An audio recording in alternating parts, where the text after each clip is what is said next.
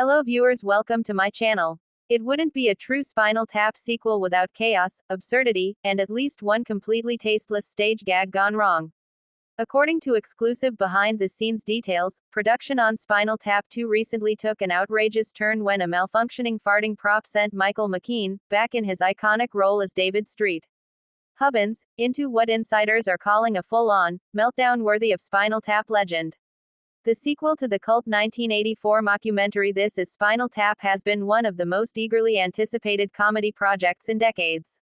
Fans of the original film have long clamored to see the fictional rock gods reunited, and director Rob Reiner, reprising his role as documentarian Marty DiBergi, has promised a follow-up that doesn't just rehash old jokes but pushes the band's stupidity into even louder and more ridiculous places. It looks like he wasn't kidding. A flatulent finale, gone wrong. According to set insiders, the meltdown began during a rehearsal for one of the band's new onstage gimmicks, a flatulent finale, involving a massive prop meant to punctuate a big encore number with what one crew member described as the most inappropriate sound effect in concert history. The idea was that this huge stage rig would make the audience think the amps themselves were farting out the final note, an insider revealed. It was supposed to be tasteless, juvenile, over the top, in other words, classic Spinal Tap. But when the prop misfired, it went off during the wrong moment, spraying sound effects all over the dialogue. Michael McKean did not take it well. The source added that the prop continued to sputter uncontrollably, interrupting every attempt at the scene. It just wouldn't stop, the insider explained. Every time McKean tried to deliver a line as David Street Hubbins, the farting noises would drown him out. At one point, he dropped character completely and just shouted, "This is not art, this is flatulence." Everyone was howling, except him. McKean channels Street Hubbins' frustration. Eyewitnesses say McKean's frustration mirrored the kind of exaggerated blow-ups his character has on stage. In fact, one crew member swears they couldn't tell where David Street Hubbins ended and Michael McKean began. It was pure Spinal Tap, honestly, one production staffer said. He started pacing, yelling about how tasteless the gag was, and demanding that the band deserved better. At one point, he even said, "We survived Stonehenge. We survived exploding drummers. But I will not survive farting amplifiers." The reference, of course, is to the original film's infamous Stonehenge set piece, where the band accidentally performed alongside a hilariously tiny replica of the monument due to a mix-up in measurements. Rob Reiner reportedly tried to calm McKean down, reminding him that Spinal Tap's charm has always been in its blend of high art delusion and lowbrow execution. Rob told him, "David's supposed to hate this, it's perfect.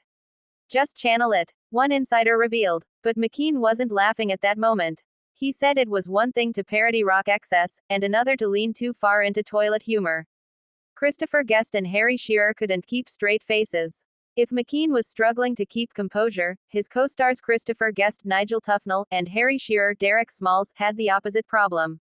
Multiple witnesses said the two could not stop laughing during the fiasco. Shearer was egging it on, one crew member claimed. He kept saying, "That's the note I always wanted to hit," and Guest started strumming along in rhythm with the fart noises. The whole band was basically falling apart. At one point, Guest reportedly improvised a new line, "This one goes to number 2, a cheeky twist on Nigel's iconic, "These go to 11, bit from the first film." The remark brought the house down, but McKean was still fuming. Is the gag staying in the movie?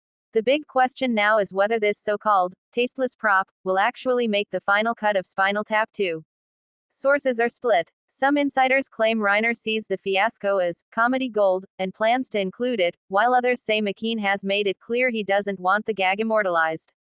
Michael's a comedy genius, but he also takes craft seriously, one production executive explained. He doesn't want David Street Hubbins reduced to a fart joke. But that's exactly why it works, it's Spinal Tap through and through. They've always been one step away from absolute embarrassment. That's the joke. Given the franchise's history, it wouldn't be surprising if the meltdown itself winds up in the final film. After all, This Is Spinal Tap famously blurred the line between scripted comedy and genuine improvisation.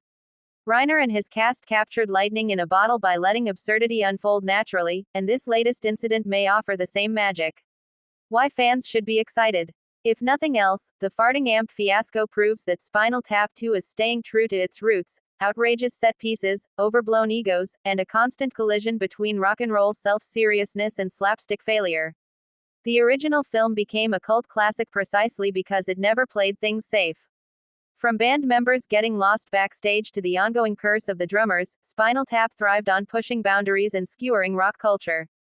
In today's era of polished music documentaries, fans have been craving a return to that raw, anarchic energy. And what better way to signal that energy than with a farting prop that derails an entire rehearsal? The legacy of loud stupidity. Though McKean may have bristled in the moment, his meltdown only reinforces why David Street Hubbins remains one of comedy's greatest creations. He embodies the ego and vulnerability of rock stardom, desperately clinging to dignity while surrounded by chaos. As one insider put it, David is the guy who wants to be taken seriously while standing next to a 6-foot amplifier that sounds like it's breaking wind. That tension, that's Spinal Tap. Whether or not the farting gag makes it into Spinal Tap II, it's clear that the spirit of the band lives on. The film isn't trying to reinvent the wheel, it's just making sure the wheel squeaks, sputters, and probably collapses halfway through the set. For longtime fans, that's music to their ears, even if it's accompanied by a suspicious sound effect.